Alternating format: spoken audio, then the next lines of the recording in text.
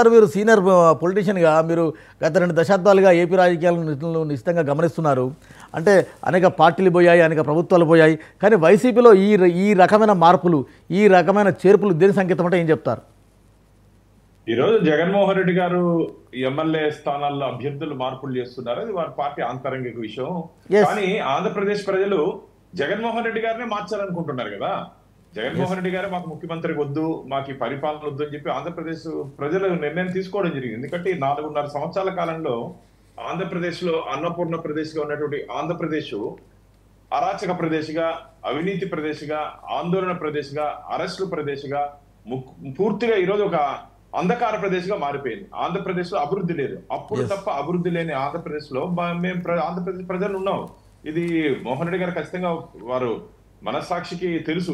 ఎందుకంటే అప్పులు ఆంధ్రప్రదేశ్ రాష్ట్ర ప్రభుత్వం జగన్మోహన్ రెడ్డి గారు వచ్చిన తర్వాత ఎంత శాతం అప్పులు పెరిగింది, అభివృద్ధి లేని ఆంధ్రప్రదేశ్. ఎందుకంటే ఒక్కసారి వచ్చి చూడండి, రోడ్ల పరిస్థితి కానీ, డ్రైన్ పరిస్థితి కానీ, కేంద్ర ప్రభుత్వం ఇస్తున్న పథకాలు మీరు ఇప్పుడు కానీ నాతో కానీ వైసీపీ నాయకులు కానీ వస్తే వికసిత్ భారత్ పేరుతో కేంద్ర ప్రభుత్వం ఎక్కడెక్కడ ఏమేమి పనిచేసిందో రాష్ట్రం మొత్తం మా భారతీయ కేంద్ర ప్రభుత్వం రాజకీయాలకు అతీతంగా ఒక ప్రోగ్రాం తీసుకొని వస్తుంది. దాంట్లో కానీ వారు కానీ పాల్గొంటే కేంద్ర ప్రభుత్వం ఎంత చేస్తా ఉంది వీళ్ళు కూడా ఆశ్చర్యపోతారు.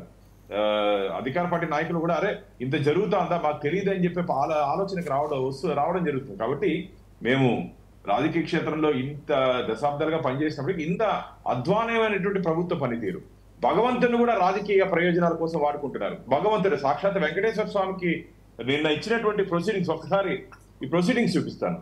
ఇది టీటీడీ ఉద్యోగస్తులకు ఇచ్చినట్టు ఇళ్ల పట్ట. దీంట్లో జగన్మోహన్ రెడ్డి గారి ఫోటో ఎందుకన్నా, భగవంతుడి ఫోటో ఇక్కడ వెంకటేశ్వర స్వామి, ఇక్కడ జగన్మోహన్ రెడ్డి గారు. ఇది మంచిది కాదు, ఈ సాంప్రదాయం మంచిది కాదు. పబ్లిసిటీ పిచ్చి పరాకాశం జరిపోయింది.